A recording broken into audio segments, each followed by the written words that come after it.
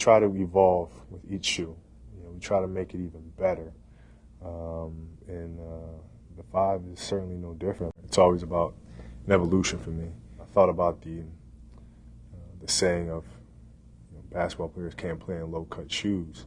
But if you watch a soccer player who has twice as much torque on his ankle as we do, they're able to manage just fine. Kobe sat down. He's like, okay. He's like, I got your next product. He goes, I want my shoe to be the lowest, lightest weight basketball shoe ever. Kobe had actually mentioned this. He referenced when we were originally talking about the idea of a low-top basketball shoe that, hey, soccer players, football players wear low-top shoes, and they do a lot of the same movements that I do or a basketball player does. It's just not as big of an issue. It's really finding that right balance between low-profile, responsive underfoot feel, but the appropriate cushioning that a player like Kobe would need. Kobe was really after creating that low top collar height that actually dips down around your ankle or malleolus. Working with Nike to develop the shoe, it's we sit down in a room, a round table, and we just talk. He's probably one of the most intelligent, articulate athletes I've ever worked with, and he's really into the overall design process, both from a performance and aesthetic point of view. When he threw out this challenge of the lowest, lightest weight basketball shoe, he wrote on a piece of paper, heart. He slid across the table to me, and I read it on heart. I'm like, okay. I'm like, what do you mean by that? So I had some thoughts, but I don't want to be too presumptuous. And what Kobe meant about heart was this indomitable will that he has to be the best that he can be and to win. It all starts from there. It all starts from how can we make me a better basketball player and perform better. I'll take whatever Kobe just said and I'll just immediately start sketching. So I'll usually sketch in 2 to 3 hours solid on the way home, just while everything is fresh in my mind. And generally I get ideas and concepts down there, and then it's just a matter of going back and refining. Starting with the outsole, it's a very minimal, lightweight outsole. We try to reduce as much weight and material and rubber as we could. We created this exaggerated herringbone pattern that was very much patterned after the heartbeat, and it worked out great on the product. It reduced a lot of weight and provided excellent traction, and just gives you a little bit of insight to Kobe's inspiration or insight into the product.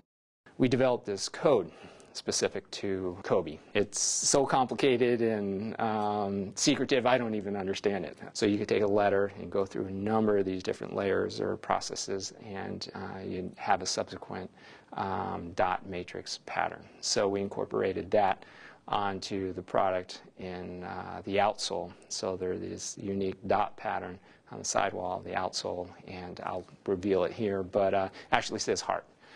So that's part of the inspiration back to Kobe.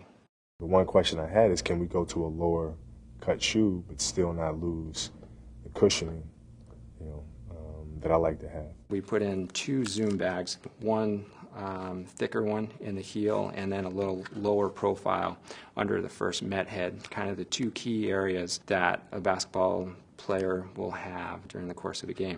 We have a glass fiber reinforced midfoot plate to give you just that extra support and stability underneath the foot, especially in through the arch. Some of the stability is accomplished by bringing up the foot frame to make sure that the heel is locked down into the footbed, and then also the external counter to really make sure that your foot is not sliding around on the footbed. It's a lightweight Phylon midsole and then a true low top design, and it gives you that range of motion and mobility. You need that balance to make sure that the shoe is secure and it's supportive, and that's really where some of the flywire construction really comes into play.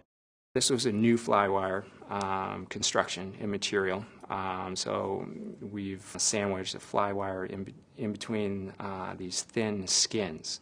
This type of flywire construction is actually half the thickness and half the weight of the original flywire construction. This is basically the Kobe upper. And this is the new Flywire construction and new Flywire skins. So this is all highly engineered to find the right containment, to make sure that these fibers are in the right place to really give you the security and hold your foot onto the footbed. It's all done and accomplished in a very minimal, very lightweight package, all resulting in a very lightweight, in this case about 10.6 ounce high performance basketball shoe.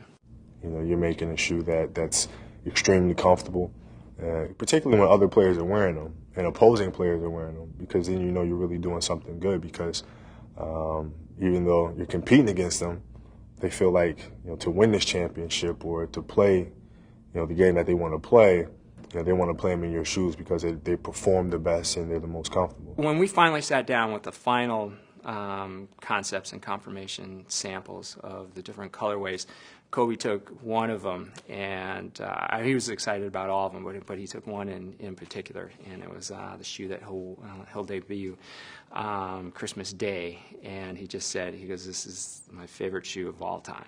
So, I mean, that was definitely, you know, made us all smile that, you know, we're on the right track.